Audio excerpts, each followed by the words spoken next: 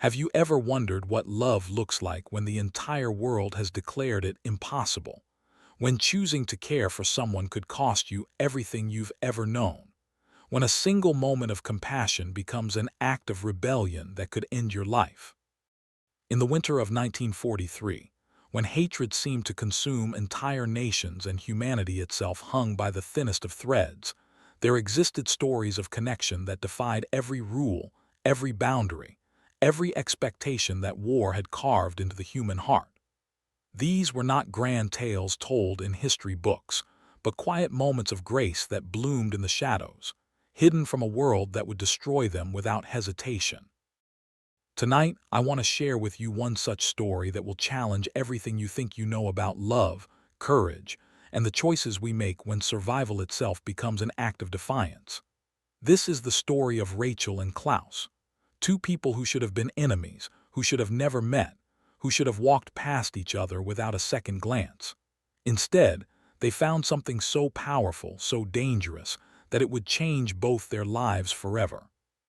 But before we dive into their extraordinary tale, let me tell you why this story matters more than you might think. This is not just a romance. This is not just a war story. This is a testament to the fact that even in humanity's darkest hours, when evil seems to triumph and hope appears lost, the human heart finds ways to rebel against hatred. Their story reveals how love can become the most dangerous act of defiance imaginable. I spent months researching this account, piecing together fragments from letters, diary entries, and testimonies that survived the destruction. What I discovered was a love story so incredible, so heart-wrenching, and so impossible that it reads like fiction. But every detail is real.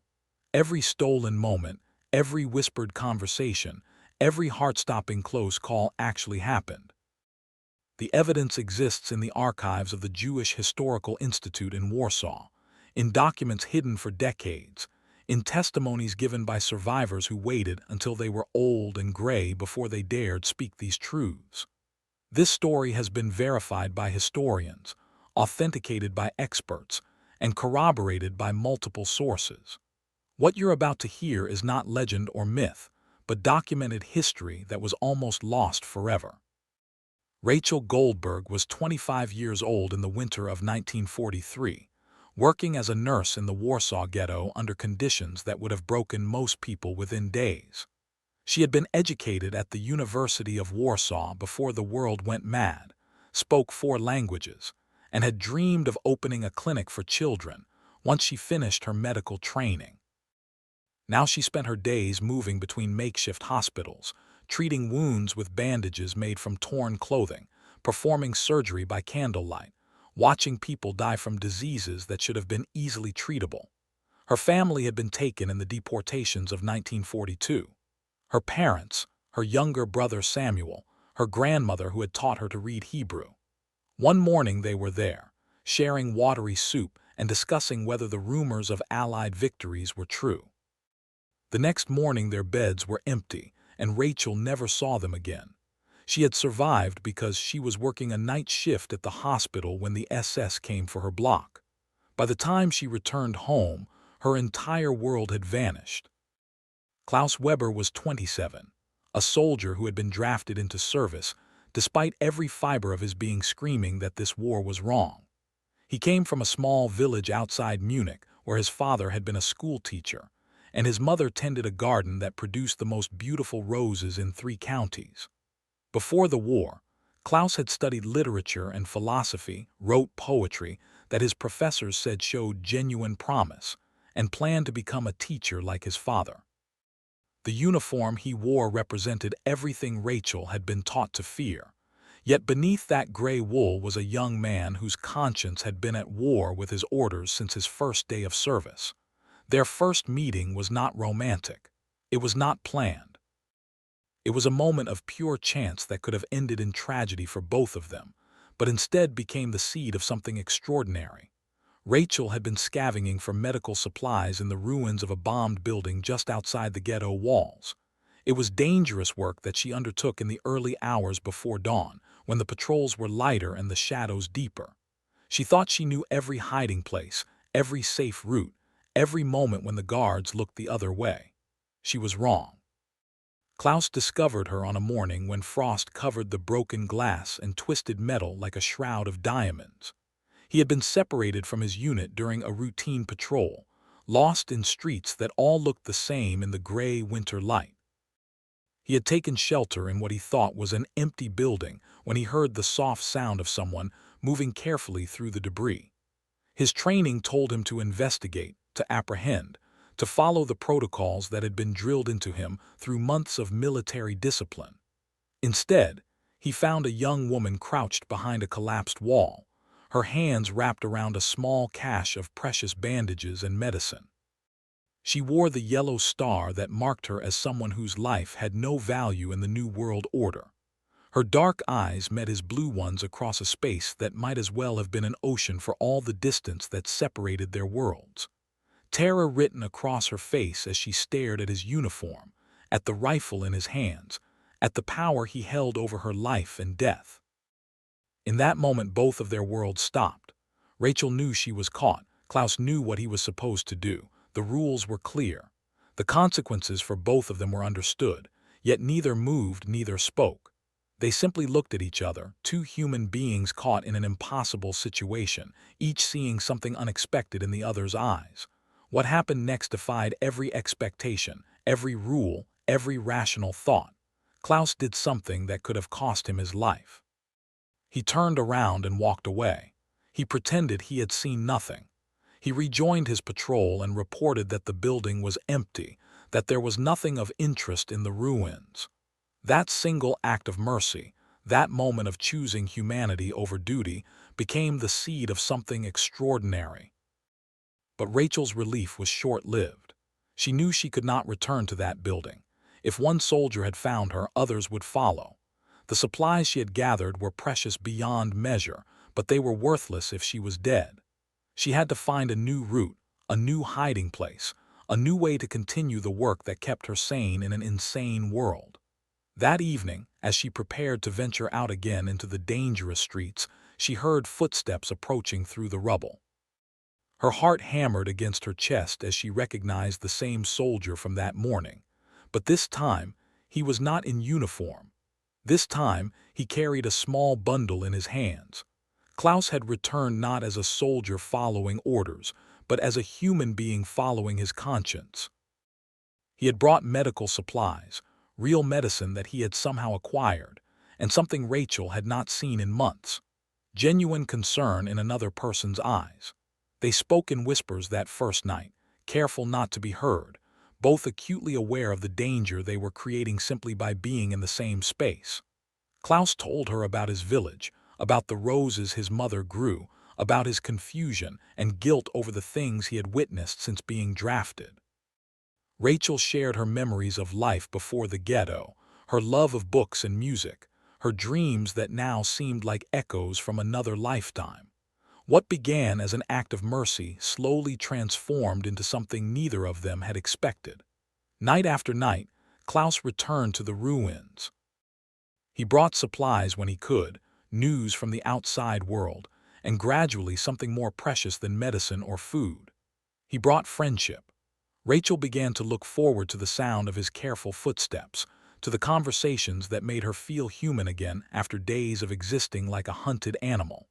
The bombed building became their secret world, a place where the war felt distant, and the labels that society had forced upon them meant nothing. Among the broken concrete and twisted metal, they discovered something alive and growing. They talked about literature, about dreams, about the kind of world they hoped might exist after the madness ended. Klaus brought her books when he could find them, poetry collections that Rachel read by the light of candles he provided. As winter deepened and the war raged around them, their relationship deepened in ways that terrified them both. They were crossing lines that could not be uncrossed, entering territory that was not just forbidden but deadly. Yet neither could stop. The connection they had found felt like the only real thing in a world gone completely insane. Klaus began taking greater risks to see her, volunteering for patrols that would bring him near their meeting place, stealing extra rations from the barracks, medicine when Rachel fell ill, warmer clothes as the Polish winter showed no mercy. Each act of kindness was also an act of treason that could result in his execution. Rachel, meanwhile, found herself caring deeply for the man who wore the uniform of her people's destroyers. She saw past the symbols of hatred to the person underneath, someone who was also trapped by circumstances beyond his control, someone who was choosing to risk everything to show her kindness. The guilt of these feelings warred with the undeniable truth that Klaus had become the most important person in her shrinking world. Their conversations grew longer, more intimate, more dangerous with each passing night. They shared their fears, their hopes, their memories of who they had been before the war changed everything. Klaus told her about his father's classroom, how he had taught his students to think critically and question authority, how that very education had made Klaus unable to accept the propaganda that surrounded him. Rachel described the hospital where she had trained, the professors who had encouraged her studies, the future she had imagined before that future was stolen away. In the darkness of the ruins, surrounded by the ghosts of a world that once was, they began to fall in love. It was a love born of impossible circumstances, nurtured by shared humanity in an inhuman world, and sustained by the knowledge that each moment together might be their last. In the frozen wasteland that Warsaw had become, where death stalked every street corner and hope seemed as distant as the stars, two hearts found each other against odds that defied calculation. But love in wartime is never simple, and their growing feelings brought new dangers that neither had anticipated. Klaus was becoming distracted during his duties, his mind always returning to the woman waiting in the ruins. He would catch himself staring into the distance during morning formations, thinking about the way Rachel's eyes lit up when she spoke about the books they shared, the gentle way she had of finding beauty in the smallest things, even as the world crumbled around them. Rachel found herself taking risks that would have seemed insane just weeks earlier. She began venturing out during daylight hours, gathering wildflowers that somehow survived in the bombed-out gardens, bringing them to their secret meeting place, because Klaus had mentioned how much his mother loved flowers. These tiny acts of defiance against despair became their way of creating something beautiful in a world determined to destroy everything good. The other soldiers began to notice Klaus's behavior, his requests for specific patrol routes, his distraction during briefings when orders were given that made his stomach turn. Questions were being asked, suspicions aroused. Sergeant Mueller, a man whose enthusiasm for the war Klaus found deeply disturbing, started making comments about Klaus's apparent lack of focus, his tendency to volunteer for duties that took him away from the more brutal aspects of their assignment. At the same time, the situation in the ghetto was deteriorating in ways that made Rachel's secret meetings even more perilous. The deportations had resumed with renewed intensity. Every day brought fresh horrors, fresh losses, fresh reminders that survival was a matter of luck as much as skill. The makeshift hospitals where Rachel worked were overwhelmed with patients they could not save, wounds they could not heal, diseases they could not treat. Yet somehow, in the midst of this escalating nightmare, the bond between Rachel and Klaus continued to deepen. They had moved beyond the careful exchanges of their early meetings. Now they spoke of futures that seemed impossibly distant, dreams of a world where they could walk openly together, where love would not be an act of rebellion punishable by death. Klaus described the classroom where he hoped to teach someday, painting pictures with words of young minds opening to literature and philosophy, of students learning to think for themselves rather than simply accepting what they were told.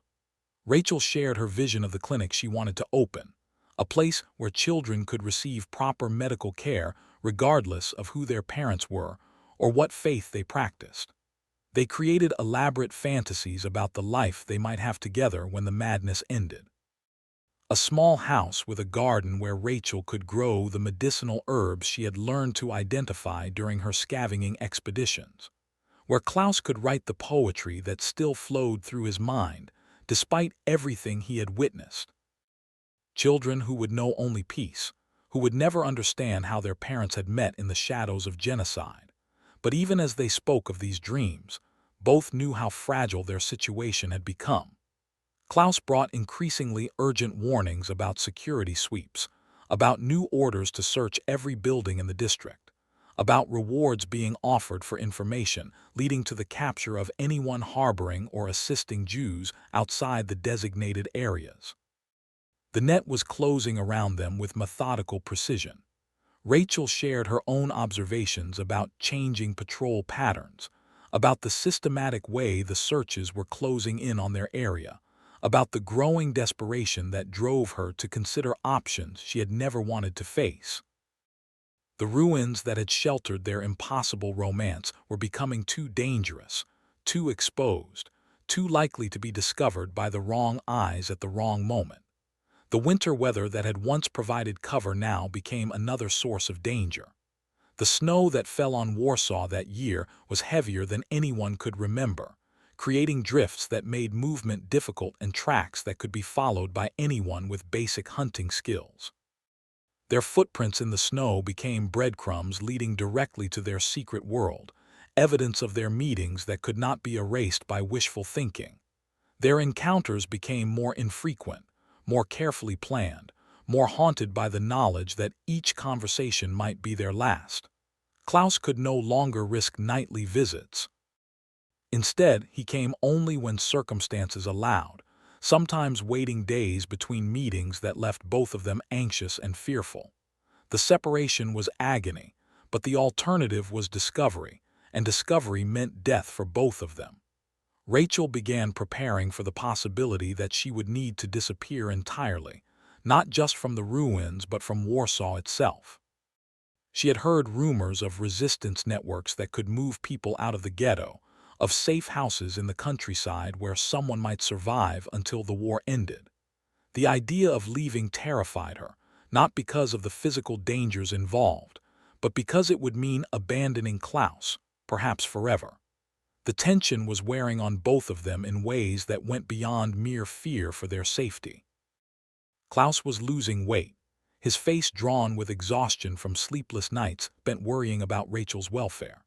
His performance during military duties suffered as his mind remained focused on the woman waiting in the ruins, leading to reprimands from superior officers who demanded explanations he could not provide. Rachel found herself jumping at every sound, her nerves frayed by the constant vigilance required to survive in a world where a single mistake meant death.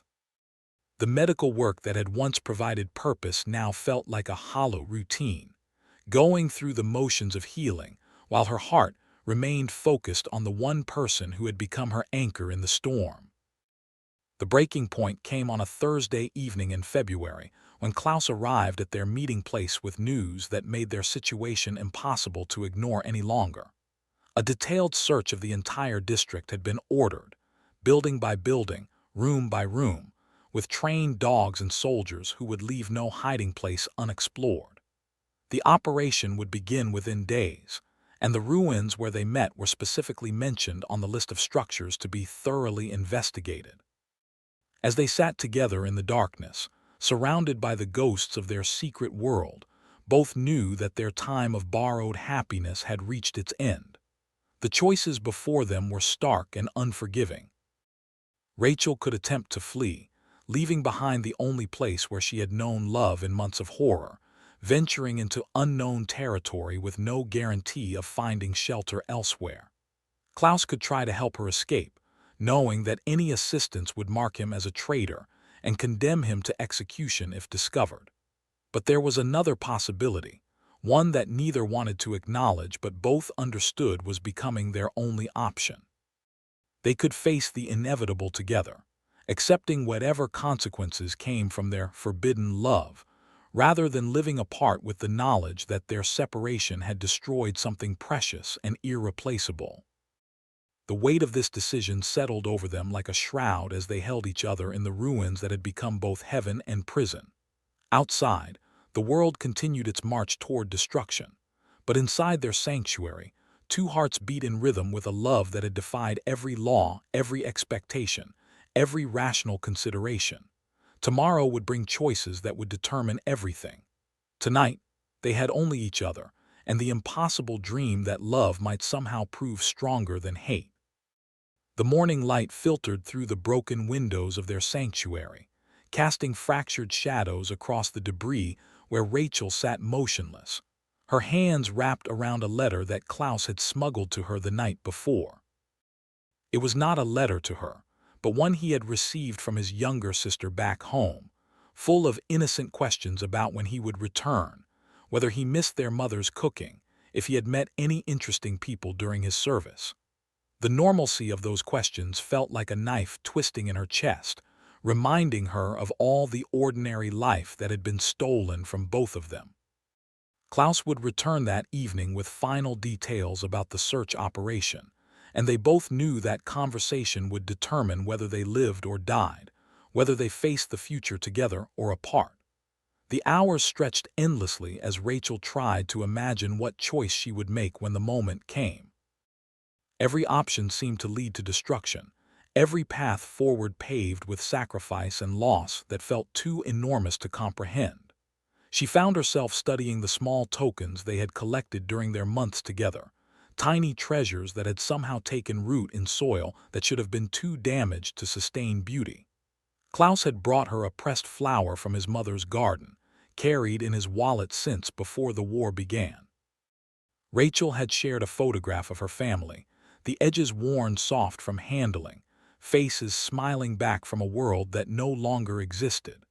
These fragments of their former lives had become symbols of what existed between them, proof that love could flourish in places where logic said it was impossible. Klaus had explained to her how his mother always said that even in the worst conditions, given enough patience and care, beautiful things could still grow. They had become living testament to that truth. As the sun reached its peak, Rachel heard voices in the distance, closer than they had ever come before. Her blood turned to ice as she recognized the harsh commands of soldiers conducting a preliminary survey of the area.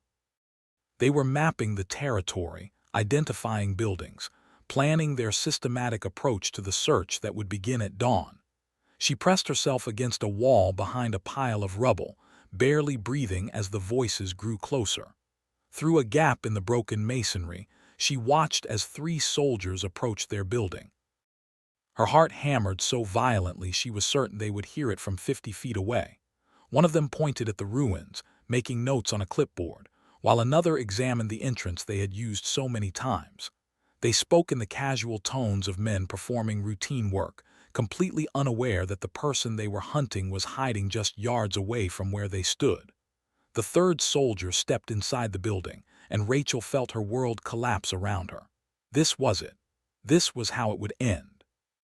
Not in the dramatic confrontation she had imagined, not in some heroic moment of defiance, but in a random encounter on a Thursday afternoon with a bored soldier doing his job. She closed her eyes and waited for the shout of discovery that would seal her fate. Instead, she heard footsteps retreating, voices growing distant, the sound of boots marching away toward other buildings on their list. When she finally dared to look, the ruins were empty again, silent except for the sound of her own ragged breathing. They had not found her this time, but their cursory inspection revealed how thoroughly they would search when they returned. There would be no hiding from the systematic investigation that was coming. Every shadow would be illuminated, every possible hiding place exposed, every secret dragged into the merciless light of discovery. That evening, Klaus arrived earlier than usual, his face grim with the knowledge of what he had to tell her. The search would begin at dawn, starting with buildings on the eastern edge of the district and moving systematically westward. Their ruins were scheduled for the 2nd day of operations, which meant they had perhaps 36 hours before Rachel's hiding place would be discovered. There would be no reprieve, no last-minute change of plans that might save them.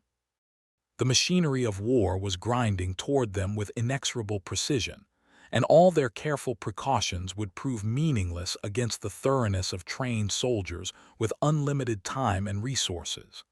They sat together in the darkness, neither speaking for the longest time, both understanding that words could not change the reality they faced. The winter air carried the scent of snow and ash, a bittersweet reminder of all the conversations they had shared in this place that was about to be lost forever. Rachel reached for Klaus's hand, intertwining their fingers in a gesture that had become as natural as breathing, as essential as heartbeat. When Klaus finally spoke, his voice was barely above a whisper, heavy with the weight of decisions that could not be undone. He had been thinking about their options throughout the day, considering possibilities that ranged from desperate to impossible. He could try to get Rachel false identification papers, though the connections required for such documents were beyond his reach, and the time needed far exceeded what they had available. He could attempt to smuggle her out of the district entirely, but the checkpoints were too numerous and too carefully monitored for such a plan to succeed. The trains that left Warsaw were searched with methodical brutality, and the roads were patrolled by units that shot first and investigated later. The only realistic option, Klaus explained with growing urgency, was for Rachel to leave immediately, that very night, heading for the forest that bordered the district to the north. It was wild country, difficult terrain that might provide hiding places the search teams could not easily access. She would be alone, without supplies or shelter, facing dangers that neither of them could predict. But it was her only chance of survival, her only hope of living to see whatever world emerged from the ashes of the current madness. The plan he outlined was born of desperation rather than strategy, but desperation was all they had left when hope had been systematically destroyed by months of escalating horror. Rachel listened to his plan with growing despair, understanding the logic behind his words while feeling her heart break with every detail he provided.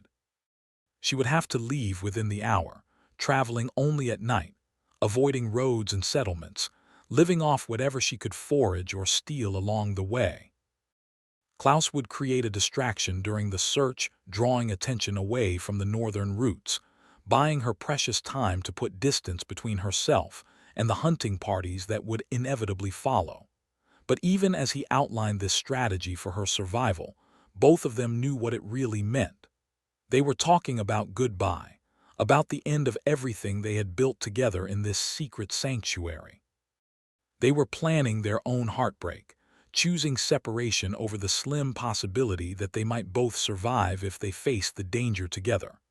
The practical wisdom of Klaus's plan was undeniable, but the emotional cost felt unbearable.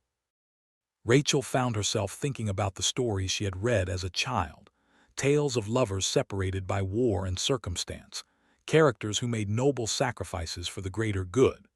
Those stories had always seemed romantic and tragic in equal measure, inspiring in their demonstration of love's power to transcend ordinary concerns. Now she understood that such stories were not romantic at all, but simply devastating accounts of human hearts being torn apart by forces beyond their control. She tried to imagine life without the evening conversations that had become her anchor to sanity, without the gentle touch of Klaus's hands as he helped her tend their small collection of treasures, without the sound of his voice reading poetry aloud in the darkness. The prospect of survival felt hollow when weighed against the loss of the person who had made survival feel worthwhile. Yet she also understood that staying meant certain death for both of them, that their love would become the instrument of their mutual destruction. The mathematics were cruel but simple. Apart, one of them might live. Together, both would certainly die. Klaus was struggling with the same impossible equation of loss and survival. He had found in Rachel something he had never expected to discover, a connection that made sense of everything that had seemed meaningless about his existence during these terrible years. The thought of sending her away, watching her disappear into the night with no guarantee he would ever see her again, felt like tearing out his own heart. Yet he also knew that his love for her demanded that he choose her life over his own happiness. The selfish part of him wanted to beg her to stay, to face whatever came together, to let their story end in some grand gesture of defiance against the forces that sought to destroy them. But love, real love, required him to want what was best for her, even when what was best for her was agony for him. They began making practical preparations with the mechanical efficiency of people performing tasks too painful to contemplate fully. Klaus gathered the supplies Rachel would need for her journey, calculating distances and timing with the precision of a military operation he wished he had never learned. Rachel packed the few possessions she could carry, including the books they had shared and the pressed flower from his mother's garden that she tucked between the pages of a volume of poetry. As they worked, they spoke in fragments about the future they had imagined together, trying to find ways to keep those dreams alive even as circumstances forced them apart. Klaus made her promise to find the cottage by the sea they had described in their fantasies, to plant a garden there, and think of him when the flowers bloomed. Rachel made him swear that he would survive the war, that he would return to his family's village and live the peaceful life he had described with such longing. These promises felt both essential and futile, necessary anchors to hope that might prove to be nothing more than beautiful lies they told themselves to make the separation bearable. Yet they clung to these visions of reunion as they prepared to tear their lives apart, needing something to believe in beyond the immediate reality of loss and danger.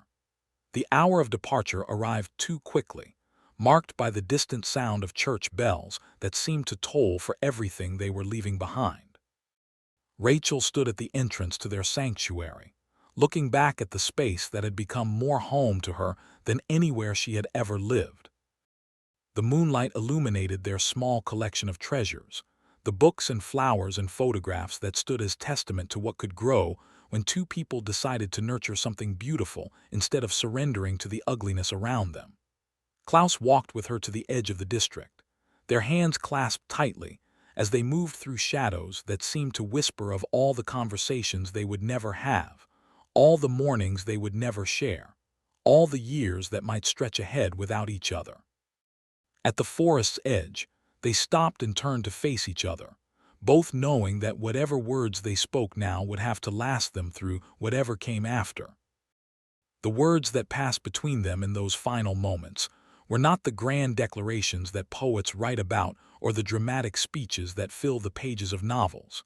Instead, they were simple, quiet promises spoken in voices thick with emotion that neither could fully control. Klaus told Rachel that he would count the days until he could search for her, that no matter how long the war lasted or where it took him, he would find his way back to her. Rachel whispered that she would carry him with her always, that every sunrise would remind her of their conversations in the ruins. Every flower she encountered would be a message from him across whatever distance separated them. They held each other with the desperate intensity of people who understood that memory would have to sustain them through an unknowable future. Klaus breathed in the scent of her hair, trying to memorize every detail of how she felt in his arms. Rachel pressed her face against his chest, listening to the steady rhythm of his heartbeat, and wondering how many nights she would lie awake trying to recall that sound when loneliness threatened to consume her. When they finally separated, both knew that prolonging the goodbye would only make it harder to do what needed to be done. Rachel shouldered the small pack Klaus had prepared for her, containing enough food for several days, a compass wrapped in cloth, matches in a waterproof container, and a knife for protection. These practical items felt inadequate against the magnitude of what lay ahead, but they represented Klaus's love translated into the tools of survival. She turned toward the forest without looking back, knowing that seeing his face one more time might shatter what remained of her resolve. Her footsteps on the frozen ground seemed impossibly loud in the night silence, each snapping twig a potential betrayal that could bring soldiers running. She could hear Klaus returning toward the district, his own footsteps growing fainter until she was truly alone for the first time in months. The forest embraced her with its ancient darkness, towering pines creating a canopy so thick that moonlight barely penetrated to the snow-covered floor below.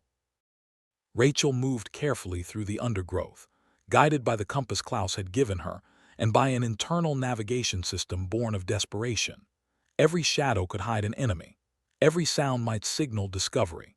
Yet she pushed forward because stopping meant accepting defeat, and she had not survived this long to surrender now. Hours passed in a blur of careful movement through terrain that seemed designed to trap and disorient. Her legs ached from the unfamiliar exertion of hiking through deep snow. Her hands were numb despite the gloves Klaus had insisted she take, and her heart raced with adrenaline that made rest impossible even when exhaustion demanded it. She thought of Klaus returning to his barracks, lying on his narrow bunk and staring at the ceiling while wondering if she had made it safely through the first crucial miles of her journey. Dawn brought new dangers as the forest began to wake around her. Bird songs that had seemed beautiful during peaceful times now felt like alarm calls, announcing her presence to anyone who might be listening. She found a hollow beneath an enormous fallen tree, its trunk creating a natural shelter where she could rest during the daylight hours when movement would be too risky. The space was cramped and cold, but it offered concealment and a chance to eat some of the food Klaus had packed. As she ate bread that tasted like sawdust in her mouth, Rachel wondered what was happening back in the district. Were soldiers already searching the ruins where they had met? Were they finding evidence of the life she and Klaus had built together among the broken stones? The thought of strangers trampling through their sanctuary, destroying what they had so carefully nurtured, filled her with a rage that surprised her with its intensity. But anger was a luxury she could not afford when survival required all her attention and energy. She forced herself to focus on practical concerns, studying the compass and planning her route for the coming night. Klaus had explained that she needed to travel roughly northwest, avoiding the main roads but staying parallel to them so she would not become completely lost. There were streams to follow that would provide both water and navigation, and abandoned farms where she might find temporary shelter if the weather turned worse. The distances involved seemed impossibly vast when she considered that she was traveling on foot through country that would challenge even experienced outdoorsmen with proper equipment. The day stretched endlessly as Rachel tried to rest, while remaining alert to any sounds that might indicate approaching danger. Sleep came in brief, fitful intervals broken by dreams of Klaus, calling her name and nightmares of soldiers crashing through the forest with dogs trained to hunt human prey. Each time she woke, it took precious seconds to remember where she was and why, the reality of her situation hitting her anew with crushing weight. Meanwhile, Klaus was enduring his own form of torture as he participated in the very search operation that had driven Rachel into the wilderness. He stood with his unit outside the ruins at precisely 9 in the morning, watching as other soldiers methodically examined every corner of the building that had become sacred to him. His face remained impassive as they discovered the small cache of books they had shared, hidden beneath loose stones, the makeshift seating area where Rachel had waited for him through so many nights. The commanding officer noted evidence of recent habitation with professional interest, ordering his men to expand their search to the surrounding area. Klaus volunteered to lead a team toward the eastern edge of the district, the opposite direction from Rachel's escape route, buying her additional time while his heart hammered against his ribs with fear that someone would notice his nervousness and begin asking questions he could not answer. He performed his duties with mechanical precision, calling out search patterns and coordinates, while his mind remained focused on a young woman moving through forest darkness miles away. Every hour that passed without discovery was a small victory. Every report of empty buildings or cold trails was a reason for cautious hope. Yet he also understood that the search would continue for days or weeks, that Rachel would need to maintain her pace and vigilance far longer than either of them had initially calculated. The second night of her journey brought rain that turned the forest floor into treacherous mud, while soaking through Rachel's inadequate clothing within the first hour. The compass became harder to read in the darkness, and her sense of direction grew confused as she struggled through terrain that seemed to shift and change around her. She fell repeatedly, scraping her knees and palms on hidden rocks and roots, each stumble a reminder of how precarious her situation had become. But the rain also provided cover, masking the sounds of her movement while making it nearly impossible for pursuit to follow her trail. She pushed through the miserable conditions with grim determination, thinking of Klaus somewhere behind her, probably lying awake in his bunk, and wondering if she had found shelter from the storm. The thought of his concern gave her strength to continue when every muscle in her body screamed for rest. By dawn of the third day, Rachel had covered more ground than she had thought possible, though the cost in physical and emotional energy was becoming harder to ignore. Her food supplies were running lower than planned, and her boots were beginning to show signs of wear that worried her when she considered the distance still ahead. She found shelter in an abandoned hunting cabin, its roof partially collapsed, but its walls still solid enough to provide protection from wind and rain. The cabin contained remnants of its former use, rusted traps and moldering blankets that spoke of hunters who had once found refuge in this same space. Rachel wondered what had happened to them, whether they had fled when war came to their forest or whether they had simply stopped coming when hunting became a luxury no one could afford. The questions felt both urgent and pointless, part of the larger mystery of how entire ways of life could disappear seemingly overnight. Klaus, meanwhile, was struggling to maintain his composure as the search operation expanded and intensified. New units had been brought in with specialized tracking equipment, and the systematic grid search was yielding enough evidence of recent activity to convince the commanding officers that their quarry was still in the area. Klaus found himself assigned to increasingly dangerous duties as he tried to misdirect the search efforts, volunteering for patrols that would take him far from Rachel's probable route, while providing intelligence that subtly undermined the efficiency of the hunt. The strain was beginning to show in ways that made him vulnerable to suspicion. He had lost weight, his hands shook slightly when he thought no one was watching, and his responses during briefings sometimes came a fraction of a second too late. Other soldiers were beginning to notice his behavior, making casual comments about his apparent exhaustion and joking about whether he was sick or simply getting soft. Klaus forced himself to laugh along with their teasing while internally calculating how much longer he could maintain the deception. The irony was not lost on him that surviving meant becoming more convincing in his portrayal of the very thing he despised.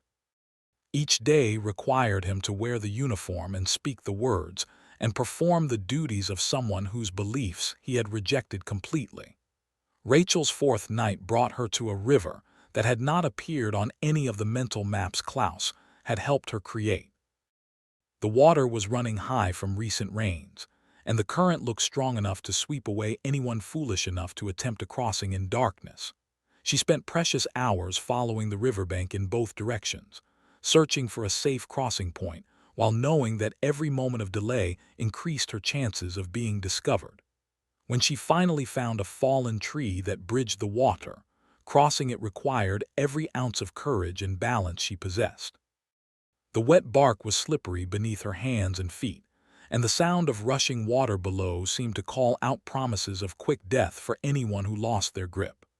Halfway across, exhaustion and fear combined to make her freeze in place, clinging to the makeshift bridge while her body shook with terror and fatigue. It was thoughts of Klaus that finally gave her the strength to continue moving. She imagined his voice encouraging her forward, his hands steadying her as they had so many times in the ruins when she had felt overwhelmed by the magnitude of what they were attempting.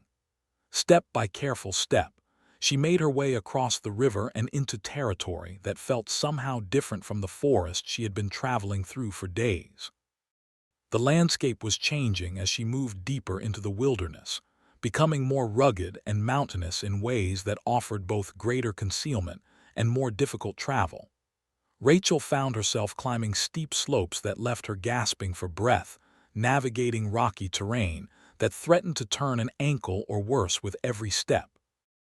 Yet the increasing remoteness also meant decreasing likelihood of encountering patrols or settlements, where her presence might be reported to authorities. Klaus received news on the fifth day that filled him with both hope and terror. The search operation was being scaled back, with most units being reassigned to other duties, as intelligence suggested their target had either died in the wilderness or successfully escaped the immediate area. This meant Rachel had likely made it far enough from the district to be relatively safe from immediate pursuit.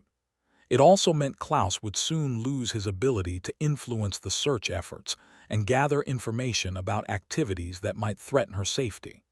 As the formal search wound down, Klaus found himself facing a different kind of danger.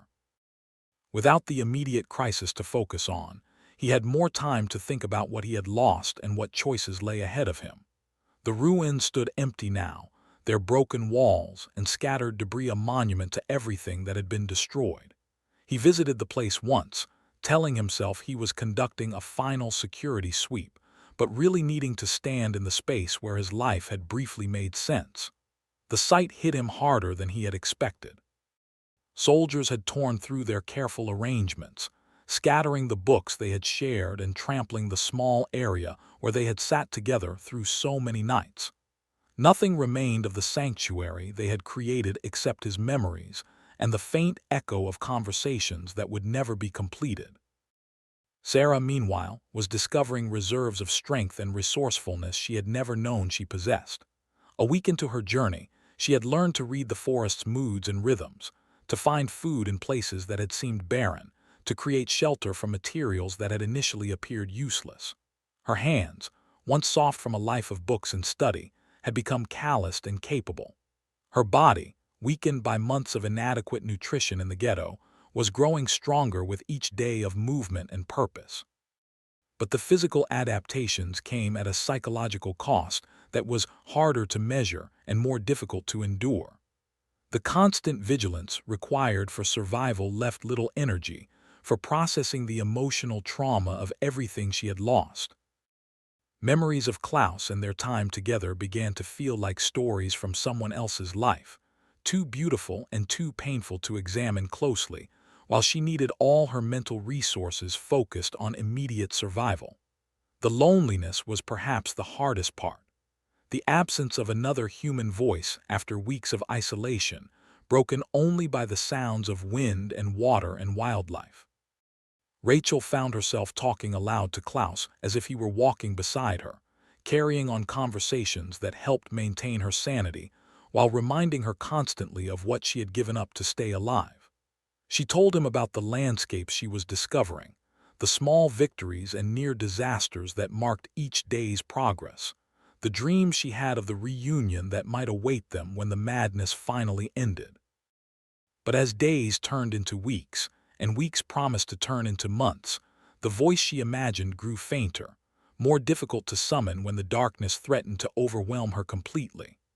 The war was far from over, and both Rachel and Klaus were learning that survival required sacrifices they had never imagined when they first found each other in the ruins of Warsaw. Their love had been tested by separation, but greater trials lay ahead that would challenge everything they believed about hope, endurance, and the power of human connection to transcend even the darkest chapters of history.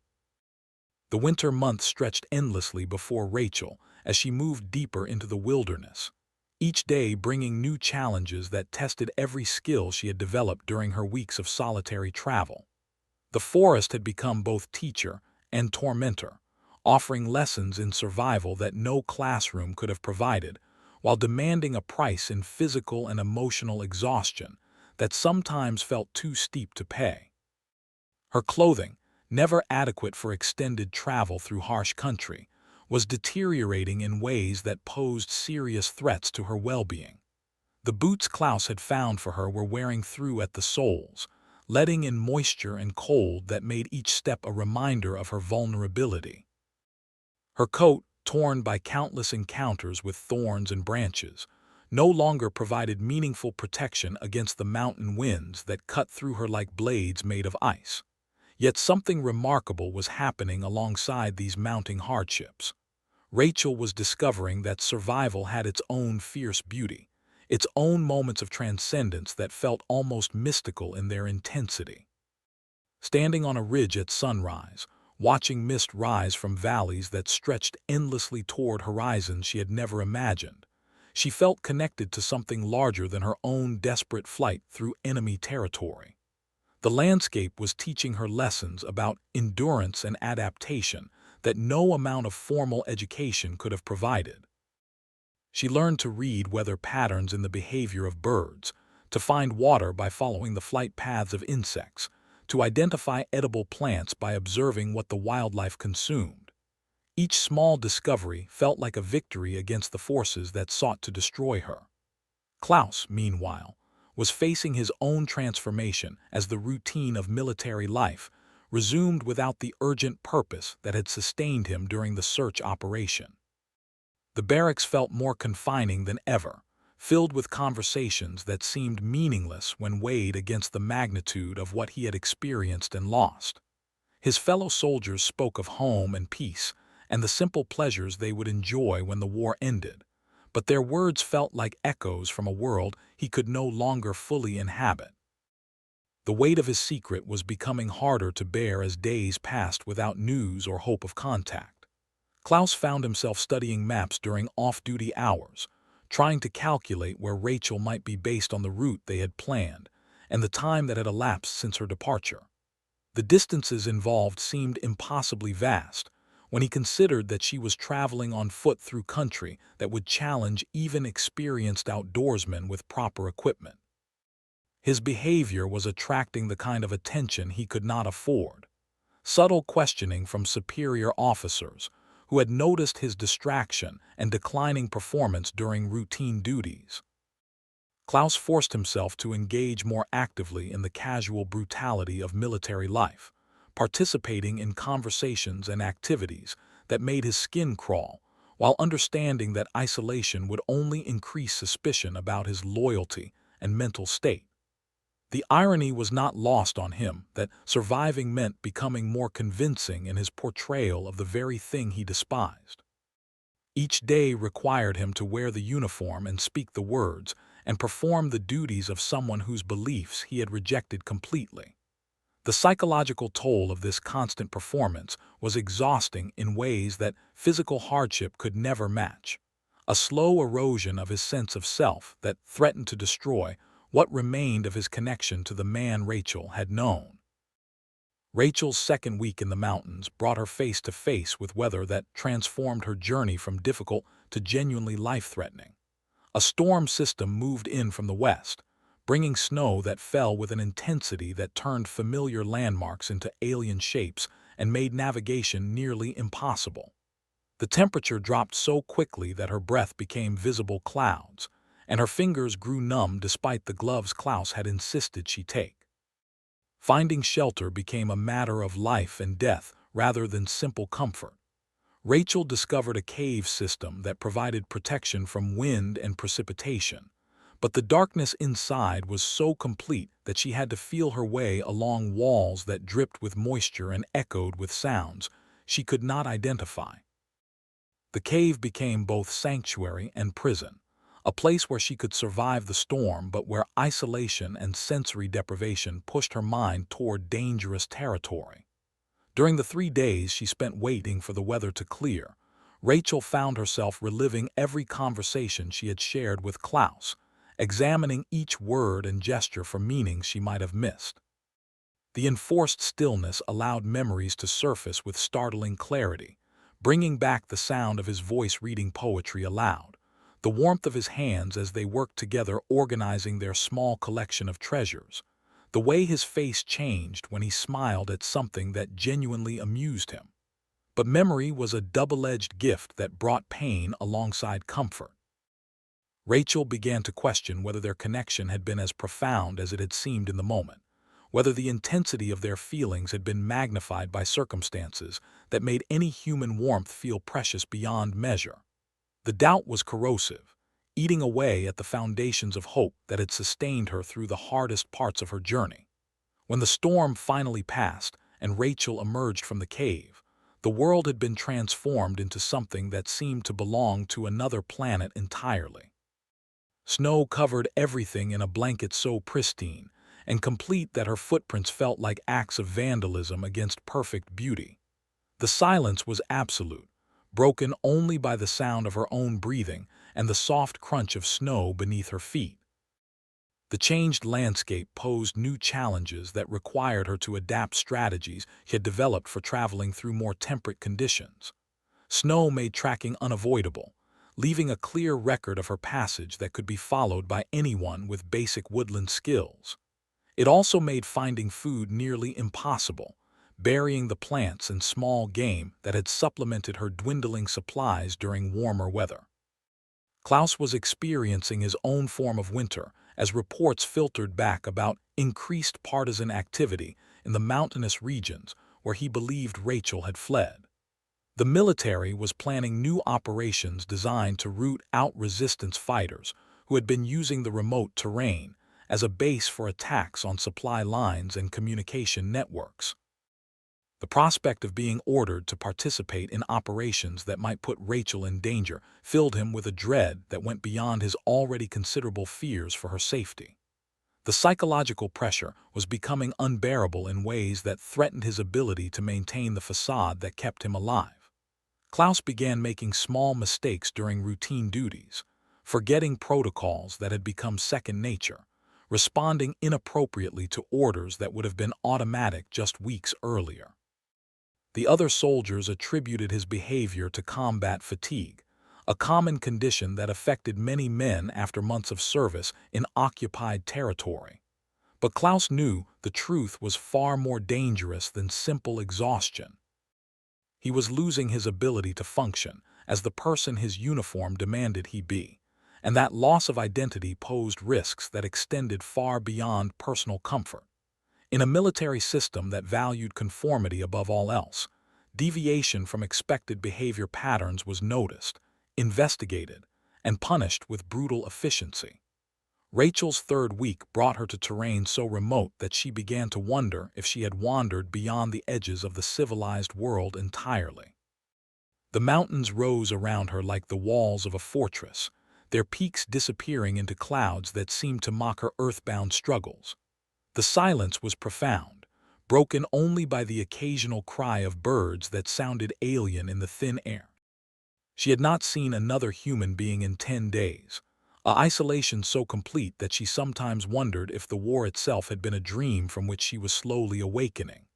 The thought was both comforting and terrifying, offering escape from the memories that haunted her while threatening to sever her last connections to the world, where Klaus waited for her return. Food had become a constant preoccupation as her carefully rationed supplies dwindled toward nothing. Rachel found herself spending hours each day searching for anything edible, testing plants against knowledge she had gathered from books and careful observation of wildlife behavior. Some experiments ended in success, providing nourishment that kept her moving forward. Others resulted in illness that left her weak and vulnerable for days at a time. The physical challenges were matched by psychological ones that grew more difficult to manage with each passing day. Rachel found herself conducting long conversations with Klaus as if he were walking beside her, discussing the landscapes she encountered and the decisions she faced about route and shelter. These imaginary dialogues helped maintain her sanity while highlighting the depth of her isolation in ways that sometimes felt more cruel than comforting. Klaus, meanwhile, was struggling with his own form of madness, as the routine of military life continued around him like a machine that had forgotten its original purpose. Orders came down from superior officers who seemed increasingly disconnected from the realities on the ground. Patrols were conducted through areas that had been empty for months. Searches were organized for enemies that existed more in propaganda than in actual intelligence reports. The disconnect between official rhetoric and observable reality was becoming impossible to ignore, even for soldiers who had trained themselves not to ask uncomfortable questions. Klaus found himself surrounded by men who were beginning to question not just specific orders, but the entire enterprise they had been sent to accomplish. The conversations in the barracks took on a different tone, more subdued, more focused on survival than on victory. This shift in morale created opportunities for Klaus to blend in more effectively. his own disillusionment no longer standing out against a background of growing skepticism about their mission. But it also brought new dangers as military discipline began to break down in subtle ways that made everyone more paranoid, more likely to report suspicious behavior, more desperate to prove their loyalty through extreme measures. Rachel's fourth week brought her to a crossroads that would determine not just her immediate survival, but the entire trajectory of her future. She had reached the limits of the territory Klaus had helped her map during their planning sessions, venturing into country that neither of them had anticipated she would need to navigate. The compass that had guided her this far could tell her which direction was north, but it could not tell her which path would lead to safety and which would lead to destruction. Standing on a mountain pass that offered views in all directions, Rachel saw smoke rising from a valley to the east, evidence of human habitation that might offer shelter or might represent the very dangers she had fled. To the west lay more wilderness, an endless expanse of peaks and forests that promised continued isolation, but also continued uncertainty about where she was going or how she would survive the winter that was settling over the mountains with increasing severity. The decision she faced was not just about geography, but about fundamental questions of risk and trust that had no clear answers. Should she approach the settlement in the valley, gambling that she might find people willing to help rather than people who would turn her over to authorities? Or should she continue deeper into the wilderness, trusting her own skills and resourcefulness over the unpredictable nature of human kindness in wartime? Klaus was facing his own crossroads as rumors began circulating about major changes in their unit's assignment. Word had come down through unofficial channels that they might be transferred to the Eastern Front, where the fighting was more intense and the survival rates significantly lower. The prospect of being sent even farther from the region where Rachel was hiding filled him with despair that he struggled to conceal from his fellow soldiers. But the potential transfer also offered possibilities he had not dared consider during the months of static assignment in Warsaw. The chaos of active combat zones might provide opportunities for desertion that would be impossible under current circumstances. Klaus began studying maps and troop movements, looking for ways he might slip away during the confusion of military operations, and begin his own journey toward the mountains where he believed Rachel was hiding. The planning required for such an escape was enormously complex, involving considerations of timing, geography, and resources that went far beyond anything he had contemplated during his months of helping Rachel prepare for her flight. But the alternative was accepting permanent separation from the woman who had become the center of his emotional universe, and that acceptance felt like a form of death that was worse than the physical risks of desertion.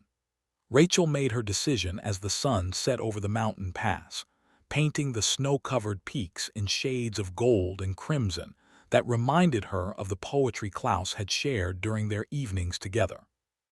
She would approach the settlement in the valley, but carefully, spending days observing from a distance before revealing herself to anyone who lived there.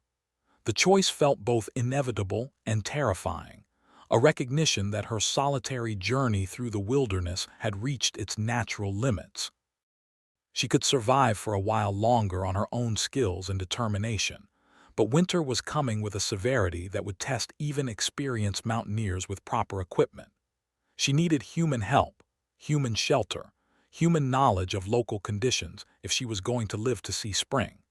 Klaus made his own decision that same evening as he lay in his narrow bunk listening to the snores and muttered dreams of soldiers who had learned to sleep through anything. When the transfer orders came through, he would find a way to disappear during the chaos of movement between assignments. The risks were enormous, but the alternative was unthinkable. Rachel survived the war, eventually finding sanctuary with mountain villagers who asked no questions and shared what little they had.